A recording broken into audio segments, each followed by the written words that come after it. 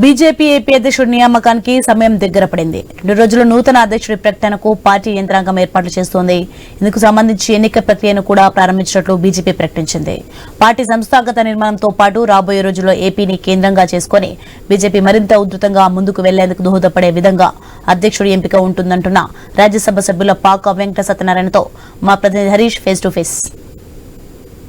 Bharatiya Janata party సంస్థాగత నిర్మాణం ప్రధానంగా రాష్ట్ర అధ్యక్షులకు సంబంధించినటువంటి నియామకం పైన ఇప్పటికీ ఉత్కంఠమైనటువంటి పరిస్థితులు కొనసాగుతున్నాయి. ఈ ప్రక్రియకి సంబంధించి ఎన్నిక ప్రక్రియకి సంబంధించి భారతీయ జనతా పార్టీకి ఉన్నటువంటి ప్రత్యేకమైనటువంటి శైలిలో జరిగేటువంటి ఎన్నిక సంబంధించి రాష్ట్ర అధ్యక్షురాల నియామకానికి సంబంధించినటువంటి ప్రక్రియ స్టార్ట్ అయింది. ఈ అంశానికి సంబంధించి రాష్ట్ర ఎన్నికల అధికారి అదేవిధంగా రాజ్యసభ సభ్యులుగా ఉన్నటువంటి పాక వెంకట సత్యనారాయణ మనతో ఉన్నారు. సార్ చెప్పండి, ఎలా స్టార్ట్ అవుతుంది ఈ ప్రక్రియ, దీనికి సంబంధించినటువంటి జరిగేటువంటి విధి విధానాలు ఎలా ఉండబోతున్నాయి? అంటే ప్రజాస్వామ్యం పట్ల విశ్వాసం విధేయత కలిగినటువంటి రాజకీయ పార్టీగా పంచనిష్టల్లో ఒక నిష్టగా ఉన్నటువంటి భారతీయ జనతా పార్టీ యొక్క ఆలోచన సరళ మరొకసారి ఈ దేశంలోనూ రాష్ట్రంలోనూ ప్రతిబింబించేటటువంటి తరుణంలో ఆంధ్రప్రదేశ్ రాష్ట్ర నూతన అధ్యక్షుని యొక్క ఎన్నిక మేము రేపు జూలై 1వ తేదీన ప్రకటించబోయేటటువంటి తరుణంలో ఎన్నికల షెడ్యూల్ విడుదల చేయడం జరిగింది. ఈ ఎన్నికల షెడ్యూల్కి సంబంధించిన నోటిఫికేషన్ ఈరోజు మేము విడుదల చేసాం. రేపు ఈ యొక్క రాష్ట్ర కార్యాలయంలో ఈ ఎన్నికకి సంబంధించినటువంటి ఎన్నికల జాబితా ఏదైతే ఉన్నదో అది 175 అసెంబ్లీ నియోజకవర్గాలకు సంబంధించి 175 మంది ప్రతినిధులతో పాటు ప్రతి 2 అసెంబ్లీ నియోజకవర్గాలకి సంబంధించి ఒక ప్రతినిధిని ఎంపిక చేయడం, అతను ఎస్సీ ఎస్టీ బీసీలకు ఉమెన్కి చెందినటువంటి వర్గాల వారిని ఎంపిక చేయాలని జాతీయ పార్టీ ఈ ఎన్నికల ప్రక్రియలో ఆ విస్మరింపబడినటువంటి మైనారిటీ వర్గాల యొక్క ప్రాతినిధ్యం కూడా ఉండాలనే తలంపుతోటి వారిని కూడా కలుపుతూ ఈ రాష్ట్రంలో వండుకున్నటువంటి ఎంపీలు ఎమ్మెల్యేలు ఎమ్మెల్సీలతో పాటు ఈ రాష్ట్రంలో ఉన్నటువంటి 25 జిల్లాల అధ్యక్షులు అంటే ఒక జిల్లాకి అధ్యక్ష ఎన్నిక జరగని కారణంగా వీరందరూ కూడా ఎన్నికల జాబితాతో ఉంటారని ఆ జాబితాను విడుదల చేయటం రేపు జరిగేటువంటి ప్రక్రియ. అదే రకంగా 30వ తేదీ ఉదయం 11 గంటల నుంచి 1 గంట దాకా నామినేషన్ల యొక్క ప్రక్రియ, నామినేషన్లు సమర్పించిన దాన్ని స్క్రూటినీ చేసేటటువంటి ప్రక్రియ 1 నుంచి 2-2:30 దాకా అది సాగుద్ది.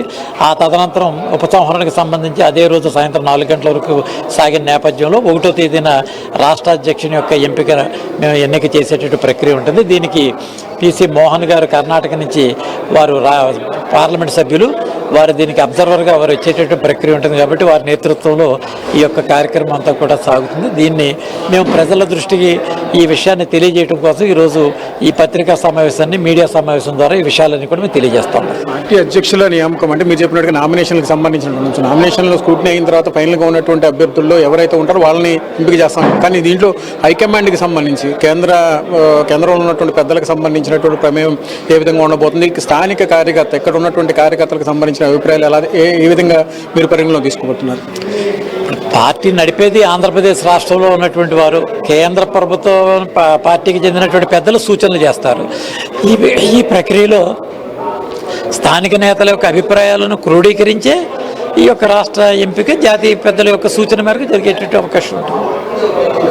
ఈ అంశానికి సంబంధించి ఏపీకి అంటే అధ్యక్షుల నియామకం అంటే ఇతర రాష్ట్రాలతో పోల్చుకుంటే కనుక రేపు మొన్న జరిగినటువంటి 24 ఎన్నికల తర్వాత బీజేపీ ముఖ చిత్రం మొత్తం మారిపోయింది. ఏపీలో ఎమ్మెల్యే క్యాండిడేట్స్ కావచ్చు, మీలాంటి వాళ్ళు రాజ్యసభ స్థానానికి వెళ్ళడం కావచ్చు, ముఖ చిత్రం మొత్తం మారిపోయినటువంటి సిచ్యువేషన్. ఈ ప్రభావం ఎలా ఉండబోతుంది రేపు జరిగేటువంటి ఎన్నికకి సంబంధించి రాష్ట్ర అధ్యక్షుల నియామకానికి సంబంధించి?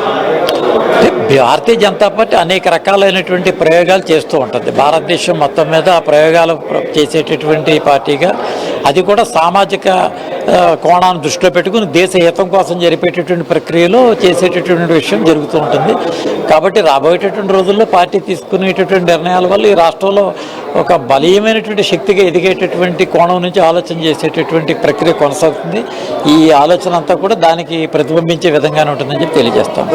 మొత్తం మీద బీజేపీకి సంబంధించి ఏపీలో ఉన్నటువంటి సిచ్యువేషన్స్ అన్నింటినీ కూడా బేరీజు వేసుకుంటూ ఏపీలో బీజేపీని మరింత బలోపేతం చేసే విధంగా సంస్థాగతంగా ముందుకు వెళ్ళేటువంటి విధంగా కార్యకలాపాలు ఉండబోతున్నాయి. కాబట్టి ఆ దిశగానే ఈ అధ్యక్షుల ఎంపిక కూడా ఉంటుందని కూడా పాకా స్పష్టం చేస్తున్నారు. కెమెరా పర్సన్ కిషోర్తో హరీష్, ఐ న్యూస్, అమరావతి.